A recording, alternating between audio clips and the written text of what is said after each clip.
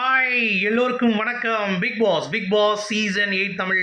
So அந்த வீடியோவில் நம்ம 24/7 லைவ் ஸ்ட்ரீமிங் என்ன நடந்துச்சு அப்படிங்கிறத பற்றி தான் டிஸ்கஸ் பண்ண போகிறோம். ஸோ வீடியோக்குள்ளே போகிறதுக்கு முன்னாடி நம்ம சேனல் நீங்கள் புதுசாக இருந்தீங்கன்னா கண்டிப்பாக சப்ஸ்கிரைப் பண்ணிக்கோங்க, வீடியோ மறக்காமல் லைக் பண்ணிக்கோங்க. இப்போ நம்ம வீடியோக்குள்ளே போகலாம். ஸோ ப்ரொமோ 2 பார்த்துருப்பீங்க, கலவரம். ஸோ ப்ரொமோ 1 தான் வந்து ப்ரொமோ 2 தான் ப்ரொமோ 1. ஸோ இங்கேருந்து ஆரம்பிக்கிறாங்க அப்படிங்கிறது க்ளீனாகவே புரிஞ்சிருச்சு. ஸோ அன்ஷிதாவுக்கும் ஜாக்லினுக்கும் இன்றைக்கி 3 ப்ரொமோஸ் கிட்ட வரும் அப்படிங்கிறது எதிர்பார்க்கப்படுது. மொத்தமே 3 ப்ரொமோ தானே அப்படின்றீங்களா? ஆமாங்க. அதை வந்து அடித்து நகர்த்துற மாதிரியான ஒரு சீக்வன்ஸ் தான். ஆக்சுவலாக இதுதான் கடைசி எல்லாரும் சேர்ந்து ஆடுற டாஸ்க் அப்படின்றதுனால எல்லாரும் அவங்க பங்களிப்பு வந்து பார்த்திங்கன்னா வெயிட்டாக கொடுங்கடா, இன்னையோட இந்த வந்து அப்படியே போட்டு கசக்கி போட்டுடலாம் அப்படின்ற மாதிரி வந்து பிளான் பண்ணியிருப்பாங்க. ஸோ அது வந்து எனக்கும் ரொம்ப ஹாப்பியாக இருக்குது. ஸோ கண்டிப்பாக வந்து பார்த்திங்கன்னா ஏதாவது ஒன்று நடந்தால் நல்லாயிருக்கும் அப்படிங்கிறது தான். இதில் நிறையா தகவல்கள் என்ன வருதுன்னா, ஜாக்லினுக்கு வந்து ரெட் கார்டு கொடுக்குறாங்க அப்படின்ற மாதிரி, அன்ஷிதாவுக்கு வந்து பார்த்தீங்கன்னா ரெட் கார்டு அப்படின்றாங்க. டேய், இந்த விளையாட்டே நல்லா புரிஞ்சுக்கோங்க, ரொம்ப சீரியஸான ஒரு விளையாட்டு தான். இதில் போய் கல் ஒன்று ஒரு முயல் ப்ளீஸ் அப்படின்னு சொல்ல முடியாது.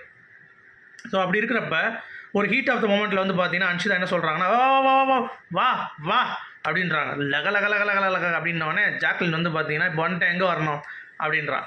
இல்லைடா ஏரியா பக்கம் வர்றான். ஏரியா பக்கம் வந்துடுறா ஜாக்லின். ஏரியா பக்கம் வந்த பிறகு திரும்பி வா வா வான்றான். எங்கே வரணும்னு சொல்லு அப்படின்னு சொல்லிட்டு இருக்கா. அடி அடி அடி அப்போ கை வச்சு பாரு அப்படின்றான். உடனே ஒரு கும்முன்னு ஒரு குத்து அடிச்சு விட்றா. அப்படி உடனே அடிச்சுட்டா என்ன வெளுத்து வாங்கட்டா, என்ன பண்ணுறது தெரில, நான் காட்டு சமன்னு இருந்தால் என்னை போட்டு அடித்து வெளுத்துட்டா, அவகிட்ட இதெல்லாம் பேசுங்க அப்படின்ற மாதிரி அதுவும் வந்து அப்படியே கற்றுன்னு கத்துது. உடனே ஜாக்லினும் வந்து சும்மா சொல்ல முடியாது, அப்படியே வெளுத்துட்டாங்க அவங்களும். வாய் சைடில் கொஞ்சி போய் என்ன நீங்கள் பண்ணுறீங்க, டேய் என்னை பார்த்தா அவங்களுக்கு தெரியலையா வேறு மாதிரி, சும்மா எவ்வளோ நேரம் தான் நான் சும்மா சொல்லாத அப்படின்ற மாதிரி, நானும் எவ்வளோ நேரம் தான் கண்ட்ரோல் பண்ணுறது, அடித்து நொறுக்கிட்டேன் அப்படின்ற மாதிரி வந்து சொல்கிறாங்க. ஸோ இந்த ஒரு பிஹேவியருக்கு வந்து பார்த்தீங்கன்னா கண்டிப்பாக ரெட் கார்டு கொடுக்கப்படணும். அப்படின்னா நேற்று முத்து அருண் வந்து லாக் பண்ணது கழுத்தில், அருணுக்கும் ரெட் கார்டு கொடுக்கணும். முத்து விசாலை வந்து பார்த்தீங்கன்னா பெப்பரை பேன் தூக்கி போட்டால் பாருங்க, அதுக்கு ரெட் கார்டு கொடுக்கணும். சரியா? தீபக் வந்து பார்த்தீங்கன்னா ஜெஃப்ரியை தள்ளி விட்டான்ல, ஜெஃப்ரி தீபக் தள்ளி விடுறது, தீபக் ஜெஃப்ரி தள்ளி விடுறது, ராணுவ வந்து ஜெஃப்ரி தள்ளி விட்டதுக்கு எல்லாத்துக்கும் ரெட் கார்டாக கொடுத்துட்டு இருந்தால் கார்டுக்கு பஞ்சமாயிரும் இந்த பிக் பாஸ் வீட்டில். அதனால் ஒரு வெங்காயமும் கிடையாது. வெளியேறிட்டாங்க, ஜாக்லின் வெளியேற போகிறாங்க. ரெட் கார்டு, ஒரு பக்கம் ஃபயர் விட்றான், ஒரு பக்கம் அன்சிக்கு ஃபயர் விட்றான், ஒரு பக்கம் வந்து பார்த்தீங்கன்னா ஜாக்லின் ஃபயர் விட்றாங்க, ஒரு பக்கம் ஜாக்லின் ரெட் கார்டுன்றாங்க, ஒரு பக்கம் அன்சிக்கு வந்து இது அது என்னது நியாயம் கிடைக்கணுமா அன்சிக்கு. என்னடா நியாயம் கிடைக்கணும், இது ஒரு டாஸ்க் தானடா, ஜாலியாக என்ஜாய் பண்ணிட்டு போக வேண்டியது தானே, அதை விட்டு நியாயம் கிடைக்கணும் அது கிடைக்கணும் அப்படின்ற மாதிரி சொல்கிறதெல்லாம் வந்து பார்த்திங்கன்னா விளையாட்டுத்தனமாக இருக்குது. சரியா? ஸோ இதில் வந்து யார் தப்பு யார் பக்கம் அப்படிங்கிறதெல்லாம் வந்து தாண்டி இதில் வந்து நம்ம சொல்ல முடியாது. இந்த டாஸ்க் பொறுத்த வரைக்கும் நீங்கள் ஆடி தான் ஜெயிக்கணும். அது டர்ட்டியாக தான் இருக்கும், ஒன்றும் பண்ண முடியாது.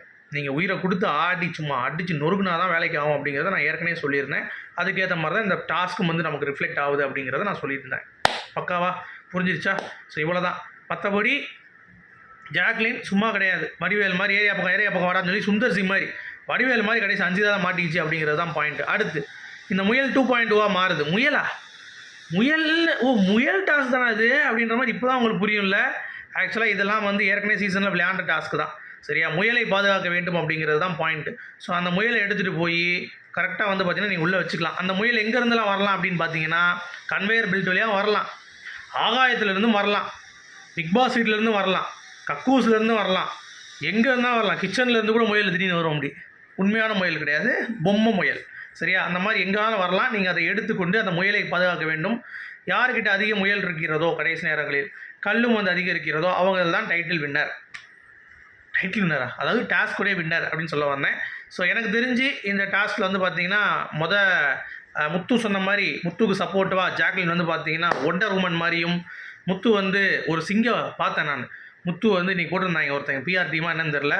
முத்து அப்படியே இருக்கார், திடீர்னு கை வந்து சிங்கம் மாதிரி இப்படி அப்படின்றாரு. முத்துவை கலாய்க்கிறதுக்கு நீங்களே போதும்டா அப்படின்ற மாதிரி தான் இருந்துச்சு அதை பார்க்கும் பொழுது. ஸோ அந்த மூமெண்ட் இன்றைக்கி ஆட் ஆன் பண்ணுவார்னு நினைக்கிறேன். ஸோ சௌந்தர்யான்றாங்க, ஜாக்லின், அன்சிதா எல்லாருமே இன்றைக்கி அடித்து தூக்க போகிறாங்க. வீடே வந்து கவுத்தி போடுங்கடா அப்படின்ற மாதிரி வந்து பண்ணிகிட்டு இருக்காங்க. ஸோ வெயிட் பண்ணி பார்க்கலாம். இந்த அப்டேட்டட் டாஸ்கோட ரூல்ஸ் நான் சொல்லிட்டேன். ஸோ இவ்வளோ தான். வின் பண்ணது யாருங்கிறது உங்களுக்கே தெரிஞ்சுக்கும். Jacqueline and team. பாய்.